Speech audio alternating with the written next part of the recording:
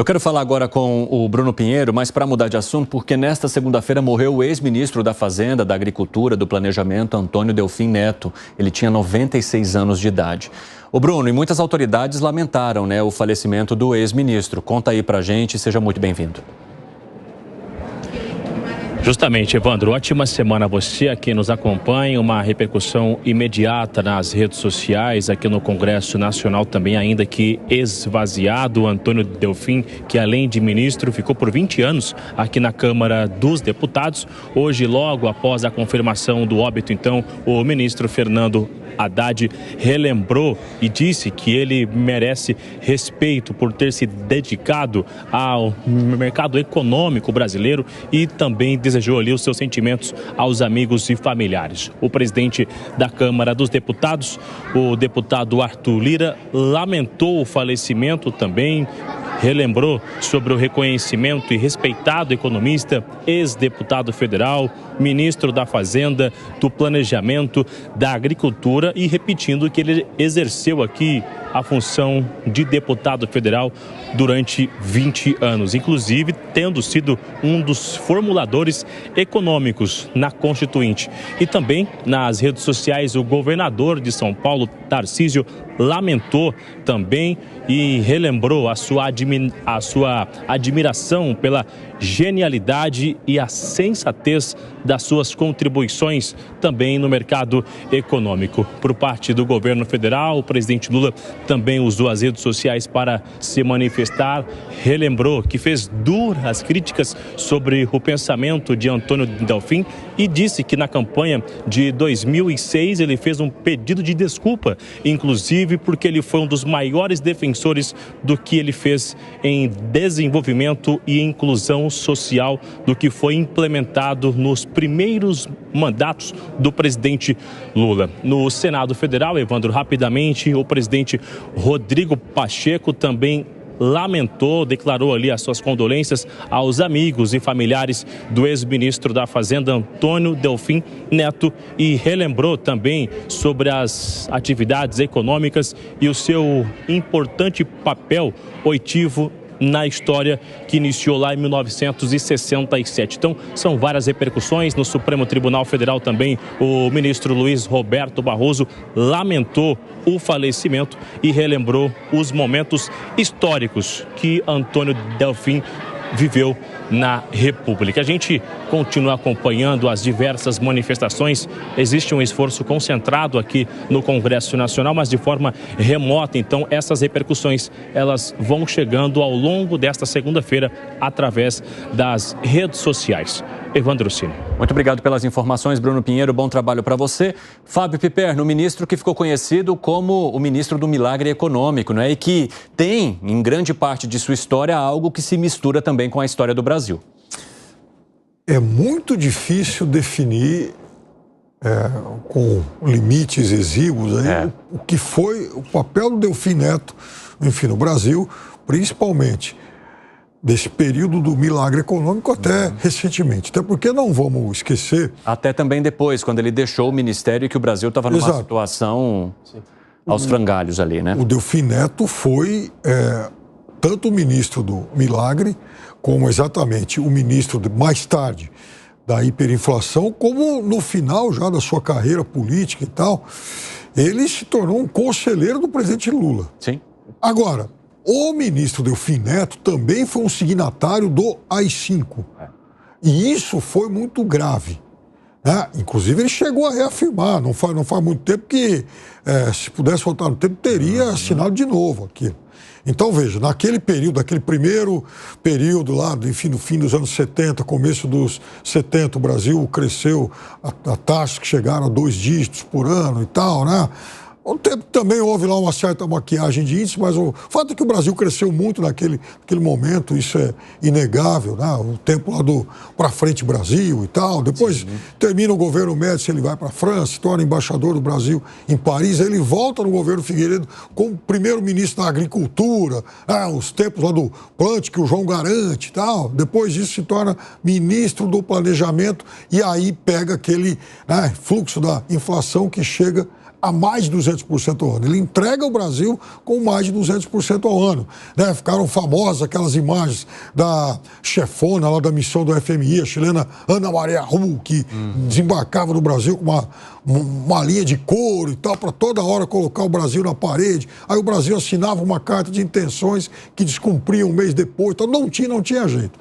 E mais tarde ele se torna constituinte, se aproxima de outros setores, a ponto, por exemplo, do ministro Haddad hoje fazer lá, uma saudação toda especial.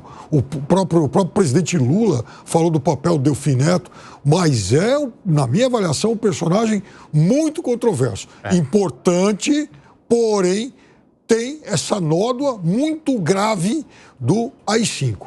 Controverso seria a palavra que eu usaria para passar aqui para o nosso querido Alan Gani, porque exatamente por isso que é uma representação do que foi o Brasil, né? E do que é, né, Alan Gani? Porque a gente tem uma história repleta de controvérsias, inclusive do período da ditadura militar. Exatamente, eu vou concordar muito com o que o Piperno falou. É até difícil a gente classificar o Delfim Neto, se o Delfim é de direita, se o Delfim é de esquerda. Ele já deu sinalizações à direita, ele já deu sinalizações à esquerda, isso mesmo do ponto de vista econômico. Sem sombra de dúvidas, ele foi um grande intelectual, um grande respeito entre os economistas, ele é muito estudioso, ele sabe do que ele está falando. Agora, ao mesmo tempo que ele foi um grande intelectual, ele tem, ao longo da sua carreira, políticas muito controversas. E se a gente pegar no próprio milagre econômico, a gente pode analisar aquele período como um período exuberante do Brasil, de grande crescimento econômico, mas ali também começou a explosão do gasto público. Muito do que a gente vive agora começou com questões lá do milagre econômico. A própria criação de uma série de empresas estatais ineficientes, de políticas industriais, setoriais, com subsídios, começou lá atrás. E que são aspectos muito ruins de hoje da nossa política econômica, vícios que a gente não consegue tirar. Se a gente fizer um paralelo entre duas ditaduras horrorosas, você tem a ditadura chilena e a ditadura brasileira. Mas, se a gente olhar a ditadura chilena do ponto de vista econômico, produziu, apenas econômico, um legado que beneficiou o Chile por gerações e beneficia até hoje. Já a nossa política econômica, apesar do milagre econômico, que foi bom para a época, trouxe consequências negativas até hoje, principalmente do lado das políticas setoriais de subsídios e de explosão do gasto público, sem contar com a hiperinflação também, e depois ele assessorou ali o governo Lula, até também, em certo sentido, deu apoio ao governo Dilma, com políticas também muito controversas. Mas eu só queria fechar minha fala, Evandro, com um aspecto que eu achei muito bom numa entrevista no que ele defendeu. Ele falou, olha, a gente quer resolver todos os problemas do Brasil da noite para o dia. E aí ele chama atenção para o aspecto fiscal. Ele falou, bom, vamos ser pragmáticos, mundo real, vamos pegar apenas um aspecto. Se a gente conseguir resolver apenas um probleminha, já está muito bom. Vamos colocar déficit nominal zero. Vamos tentar buscar o déficit nominal zero. Se a gente conseguir atingir essa meta, a gente já fez muito. Porque às vezes a gente quer falar em reformas, uma série de reformas, tudo ao mesmo tempo, e não dá, é inviável. A gente sabe o ônus político disso. Então vamos pegar escolher um aspecto para a gente bater em cima dele. Eu achei uma visão muito realista, ele era muito pragmático de fato. Agora, Gustavo Segre, é interessante olhar essa história controversa de Delfim Neto, porque ela mostra a força da economia na manutenção do poder. Porque mesmo diante de um governo de ditadura militar, com os horrores que eram praticados, enquanto havia o milagre econômico, né, enquanto havia esse crescimento, ainda havia certa defesa da permanência dos militares no poder por conta da entrega, entre aspas, que eles faziam na economia. Tudo começou a ruir a partir, claro, da descoberta desse terror que era praticado, de uma perseguição cada vez maior, mas o negócio explodiu mesmo quando a economia também deixou de ir bem. Aí todo mundo falou, opa, não tem mais por que manter essas pessoas no poder. De certa forma, Delfim Neto também teve protagonismo em ambos os sentidos. E essa tua fala é perfeita, e vou mais longe, não precisamos nos referir apenas a um governo militar. Dilma Exatamente o mesmo caso. E eu ia puxar exatamente essa questão que o Alan trouxe. O Delfim Neto, na época do governo Lula 1 e 2, ele levou a ideia do déficit nominal para o Lula. E o Lula chegou a cogitar a possibilidade de fazer. O que era déficit nominal? Zero. Pegar a arrecadação, os gastos do governo, sobrava dinheiro. Esse dinheiro que sobrava tinha que ser suficiente para pagar os juros da dívida e aí zerar. Com esse déficit zero, ele manifestava, e concordo, todos aqueles que temos uma ideia liberal da economia concordamos, isso ia permitir tirar um problema do crescimento da dívida para o futuro. E isso evitava que futuras gerações já nascessem com uma dívida. Hoje, nasce um bebê. E neste momento, deve estar nascendo um monte de bebês. Ok, quando ele nasceu, ele já está devendo 33 mil reais, que é o conceito de cada um dos cidadãos brasileiros em função da dívida que o Brasil tem. Quando o Delfim Neto levou essa proposta, e lembro muito bem dessa data, o presidente Lula cogitou a possibilidade de fazer e depois ele desistiu. Teria sido, com certeza, um outro futuro se naquele momento, pelo menos nesse âmbito, não entro no mérito dos anteriores, que já foram perfeitamente explicados pelos meus colegas, mas se o presidente Lula na época teria aceito essa sugestão, o Brasil hoje seria diferente. Fala, Zé Maria. Eu convivi muito com o Delfim Neto, né? Desde a Constituinte, eu trabalhei numa revista econômica, a revista Senhor, né? Que depois comprou Isto É, e virou Isto É Senhor, depois Isto É, era uma revista de economia. Então, eu conversava muito com ele, com o Roberto Campos, o avô do atual presidente do Banco Central, e era um grupo muito forte, o José Serra, na Constituinte. E ele, nem é muito citado, mas ele foi um importante nome do Centrão. O Centrão salvou a Constituinte. A Constituinte estava muito de esquerda e Delfim Neto entrou e era muito requisitado e tal. Então, ele teve um papel importante na Constituinte. E depois, como presidente da Comissão de Economia da Câmara dos Deputados, ele também sempre foi muito influente em que se falava de economia. A participação dele na ditadura militar foi como técnico, né? Ele teve uma participação importante naquele movimento de tomada do poder, né? Fosse um dos grandes da área civil que apoiaram exatamente a entrada do Brasil nesse regime maluco que realmente provocou desgastes muito grandes, né? Em famílias brasileiras e tudo. Mas na economia ele comandava e tinha isso aí, que só foi definido depois no consenso de Washington, que é a história de rigor fiscal. Ele tinha isso. Ele era o nome da economia contra o próprio governo que tinha uma pressão para aumentar os gastos. Ele tinha essa contenção. E ele cunhou uma frase, né? Esperar o bolo crescer para depois dividir o bolo. Isso era um resumo que ele fazia. Ele sempre foi muito didático nessa história. Então, é um nome importante. E ele ficou como ministro da Agricultura por tempo, menos de um ano. E aí ele falou uma frase que eu acho ótima dele, quando questionaram de que o Delfim era ministro da Agricultura e não entendia de agricultura. Hoje, se fosse ministro, seria a mesma resposta. Eu não entendo de agricultura, eu entendo de números.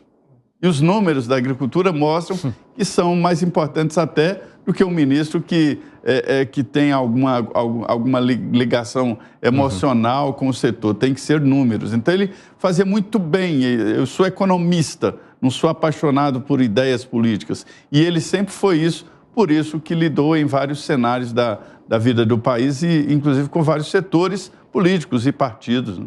Vamos arrematar aqui. Piperno, vi uma reação sua, quer fazer algum adendo rapidamente? Sim, eu concordo com o Zé quando ele disse que o Delfim Neto entra no governo da ditadura como técnico. É verdade. Era o professor da USP, até depois criou uma... Né, tanto que veio super-ministro, né? Isso, depois veio com ele uma legião de auxiliares, mais jovens todos, aliás, conhecidos como Delfim Boys. Agora, não vamos esquecer que Delfim Neto assinou o AI-5. O AI-5 abriu a caixa do terror da ditadura, né? Muita gente morreu, muita gente foi torturada, veículos de comunicação eram censurados. Isso foi terrível. E Delfim Neto foi cúmplice desse momento tenebroso da vida política do país. Só para arrematar, Gani tem uma história pessoal com o Delfim, né? Tenho, exatamente. Em 2014, final de 2014, logo após a eleição da presidente Dilma, eu fui a uma palestra com meu orientador de doutorado, eu estava ainda no doutorado, e participou Alexandre Schwartzman, Delfim Neto e o Mendonça de Barros, né? O Luiz Mendonça. E aí, claramente, o Alexandre Schwartzman foi o primeiro extremamente crítico, né? Aliás, acertou tudo que aconteceu. O Mendonça de Barros mais em cima do muro, mas um viés um pouco mais crítico. E, por final, o Delfim passando o pano ali para o governo Dilma. E aí eu encontrei com ele no banheiro, né? E fui tomar satisfações. Pô, falou, pô, Delfim, né? Não aguento, vocês sabem, é a veia de comentarista, é. Falei, pô, Delfim, né? O negócio lá, começamos a discutir e tá cheio de puxa-saco lá do lado dele e tal. E começamos a discutir e aí eu falei, mas olha, né, esse projeto aí do PT de dominação, aí falei do Foro de São Paulo. Aí ele falou, o PT não tem nem mais força, ele usou um linguajar muito chulo, né? Não tem mais força para tananã, E aí eu falei, não, mas não sei o quê, fiz uma crítica ao Supremo, esse Supremo aí e tal. Aí o homem ficou bravo, aí dedo em riste na minha cara, como é que você ousa falar dos ministros do Supremo? Aí chegou os puxa-saco lá, as turmas do deixa disso, né? Porque tá cheio lá. E aí separaram, e ele é da faculdade que eu me formei. Bom. Mas eu também sou da USP, só que eu não tenho a inteligência, isso eu reconheço, Delfim é muito mais inteligente do que eu. Alan Gani, então, como vocês percebem, gosta de caçar rola em qualquer lugar, independentemente de quem seja o protagonista ali na história. Aliás, ele doou a biblioteca dele para a Universidade de São Paulo, esse sim, um gesto nobre.